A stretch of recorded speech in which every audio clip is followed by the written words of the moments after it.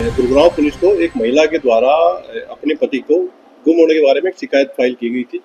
तो लेटर उन महिला के द्वारा 2-3 दिन बाद एक अन्य शिकायत पुलिस को दी गई और उसके द्वारा एक व्यक्ति को बाई नेम करवाते हुए एक एफआईआर रजिस्टर कराएगी कि उसके पति के किसी जानकार दोस्त के द्वारा उसके साथ एक रेप की घटना को अंजाम दिया गया है।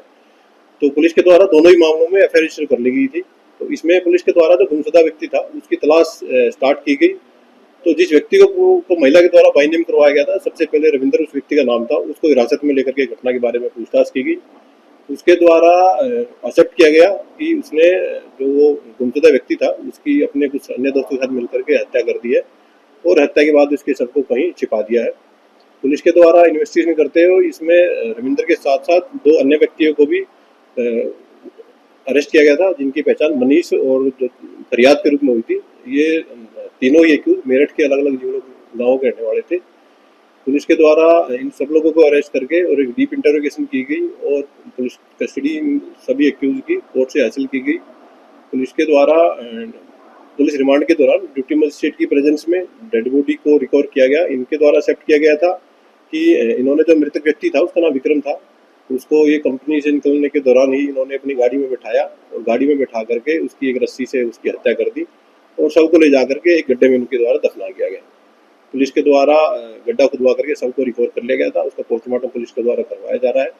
इसी केस की इन्वेस्टिगेशन के दौरान पुलिस के द्वारा ये जो मृतक व्यक्ति था विक्रम, इसकी पत्नी को भी पुलिस के द्वारा अरेस्ट किया गया है। उसकी पत्नी का नाम सोनी देवी है और वो स्थायी रूप से वो बिहार के गाँव की रहने वाली है।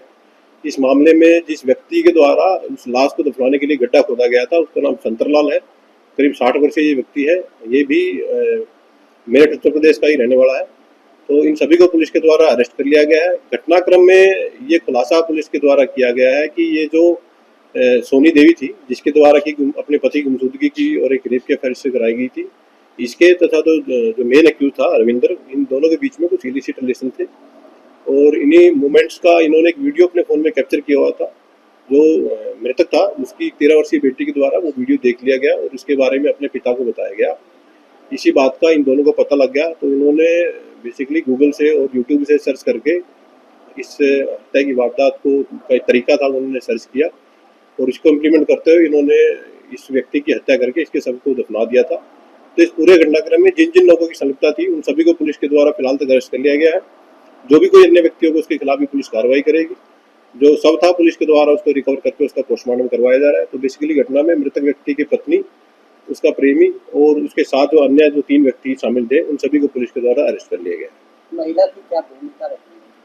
देखिए, महिला के द्वारा जो मेन आरोपी है रविंदर, उसके साथ मिलकर के ही इस घटना की साजिश रची गई थी। अभी तक ऐसा खुलासा हुआ है।